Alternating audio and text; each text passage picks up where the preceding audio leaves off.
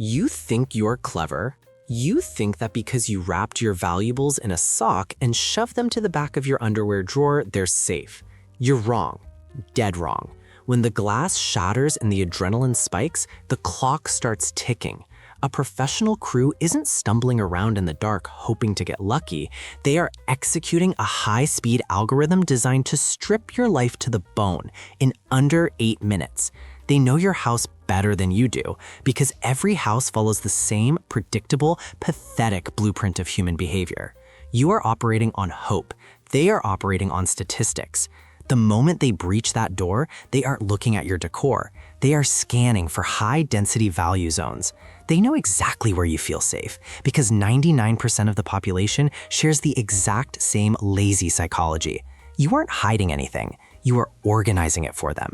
You're practically gift-wrapping your assets and leaving them at the designated pickup point. If you want to keep what is yours when society's guardrails snap, you need to stop thinking like a homeowner and start thinking like a predator. The secret spot you're so proud of, that's the first place they are going to tear apart. Forget the front door. We go straight to the payout. Stop assuming your bedroom is a sanctuary. To a looter, it is the primary extraction point. Statistically, this single room holds 70% of a household's portable wealth. You put your cash under the mattress because you think it's close to you. They know this. A mattress flip takes 3 seconds. You stash jewelry in the sock drawer because you think it's mundane. They dump every drawer onto the floor immediately. The closet is even worse. You think hiding a safe behind a coat is clever? It is a beacon. They sweep all hanging clothes to the floor in one motion, revealing everything. Shoeboxes are emptied without being opened. This is not a search, it is a purge. The science here is simple behavioral economics. Humans prioritize accessibility over security. You want your gun or cash within arm's reach while you sleep. That biological desire for proximity creates a predictable cluster of high-value targets. By keeping your assets here, you are consolidating the enemy's workload. Move them out. Now, leaving the bedroom? You're walking into a cliché. You watched a movie once where the hero hid a gun in the toilet tank. Guess who else saw that movie? Every low-level thug on the planet. The toilet tank is not a hiding spot, it is a checkpoint. The porcelain lid is heavy, yes, but the noise of it sliding off signals treasure hunt to an intruder. It takes 2 seconds to check. If you taped something to the underside, the water condensation will likely ruin it anyway. It's amateur hour. The medicine cabinet is high value for different reasons. In a crisis, pharmaceuticals are currency. They don't check labels, they arm sweep the entire contents into a bag. If you had cash in a pill bottle, it's gone. Even your linen closet is compromised. If the towels are folded neatly, they get ripped out. Why? Because solid objects disrupt the fluid motion of fabric. They don't look, they feel. The science here is the contrast principle. Bathrooms are sterile, high-contrast environments. Anything that isn't white tile or chrome stands out like a flare. You can't blend in here. Think cold storage is clever? It is a dead end. You wrap your emergency cash in aluminum foil, shove it inside a bag of frozen peas, and congratulate yourself. You just fed your savings to the enemy. In a grid-down scenario, calories are currency. The kitchen isn't just a room, it is a supply depot. They aren't looking for your cash in the freezer, they are looting the food. But when they grab that bag of peas and feel a hard, unnatural lump, they win. You have relied on a concealment method that dates back to the Great Depression. It is obsolete. The pantry is no better. The hollowed-out cereal box is a trick a toddler could spot. Looters use the shake test. They grab a box, if it rattles wrong or feels off balance, they rip the top off. Same goes for the cookie jar or the flour canister. They don't gently unscrew the lid to check, they smash the ceramic on the floor and sift through the debris. It's faster. The science driving this is acoustic density. A box of cornflakes has a specific sound and weight distribution. A Glock or a roll of bills inside that box disrupts the physics. You cannot cheat gravity. And you cannot fool a hungry man looking for a meal. Clever gadgets? They are just neon steal me signs. You bought a diversion safe online. A dictionary that locks. A soda can with a screw-off bottom. A wall clock with a secret compartment. Return them. These products are mass-produced liabilities. Intruders know exactly what brands make these toys. A book safe feels completely different from a real book. The weight distribution is rigid, not flexible like paper pages. They top the spine, hear the hollow metal thud, and pry it open. Fake electrical outlets are another trap.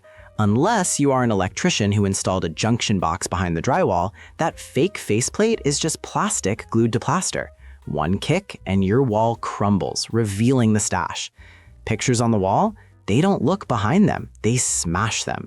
Or they rip the canvas to see if anything is taped to the back. This is the pattern recognition problem. The human brain is wired to spot anomalies. A soda can that has been sitting on a shelf for 3 years gathers dust differently than one in the fridge. These items scream, "I am fake," because they break the natural entropy of a living space. Stop buying your security from a catalog. Stop hiding. Start disgusting them. Now we pivot. If you want to protect something, do not make it invisible. Make it repulsive. No looter, no matter how desperate, wants to dig through filth. This is your greatest defense. The dirty laundry method is unbeatable. Take a laundry basket, fill the bottom with your valuables, and pile a week's worth of stained, smelly gym clothes and underwear on top. Human survival instinct is hardwired to avoid potential biohazards. They will kick the basket over, see the filth, and recoil. Go further. A fake cat litter box. Clean litter on top, clumps made of glued sand and brown paint scattered on the surface. Put your waterproof bag at the bottom, nobody is sifting through that. Or underneath the sink, behind the P-trap. Use an empty, crusty bottle of drain cleaner. Cut the bottom out, slide your roll of cash inside, and screw the bottom back on. Place it among leaking sponges and moldy rags. The science here is biological aversion. The amygdala signals danger when it perceives rot, waste, or chemical threats. You are hacking their brain's fear response to create a force field around your goods. Make them work for it. Make it hurt. If you can't make it disgusting, make it impossible. Looting is a race against time. Your goal is to increase the friction, the effort required to access the asset. The space under your heavy kitchen cabinets behind the toe kick is dead space. Pop the trim off, slide your goods into the void, and nail the trim back. To find it, they have to physically dismantle the architecture of the house. They won't. Look up. Air return vents are classic, but often overlooked if they are screwed shut. Don't use the ones on the floor, use the ones on the ceiling. They require a ladder and a screwdriver. That is too much friction for a smashing grab. Or construct a false bottom and a heavy piece of furniture, like a loaded bookshelf. If the unit weighs 300 pounds, they aren't tipping it over. The science is energy conservation. Predators conserve calories. If the caloric cost of retrieving an item exceeds the perceived value, they abandon it. Be the hardest target on the block. Make the juice not worth the squeeze. Now, the final move. We give them what they want. This is the most critical tactic in your arsenal. You must lose the battle to win the war. It is called the honeypot. If a looter tears apart your master bedroom and finds absolutely nothing, his frustration spikes. He becomes angry, destructive, and thorough. He will start ripping open drywall. He will burn the house down out of spite. You cannot allow this escalation. You must feed the beast. Create a sacrificial stash. Get a cheap fireproof lockbox. Put $40 in small bills, some fake costume jewelry that shines, and maybe an old broken phone inside. Place this box in the master bedroom closet on the top shelf, slightly hidden but findable with minimal effort. When he finds it, his brain releases a massive hit of dopamine. The search loop is closed. He feels successful. He has the treasure. His urgency drops and his instinct shifts from search to escape. He grabs the decoy and runs, leaving your real assets, buried in the litter box or behind the toe kick, completely untouched. The science is cognitive closure. Once the brain achieves its primary goal, it stops processing alternatives. You are buying your safety for $40. Pay the toll. Security is not about buying a heavy steel box.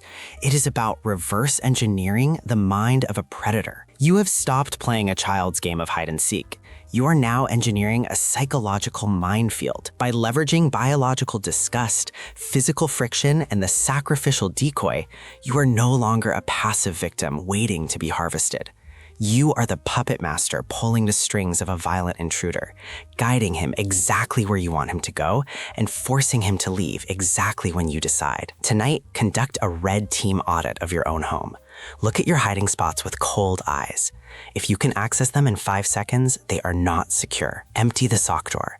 Load the laundry basket with filth. Set the bait in the closet. The next time you hear glass break in the middle of the night, you won't panic. You will wait in the dark, knowing that while they think they are robbing you, they are simply following the script you wrote for them. Stay hidden, stay dirty, and let them have the scraps.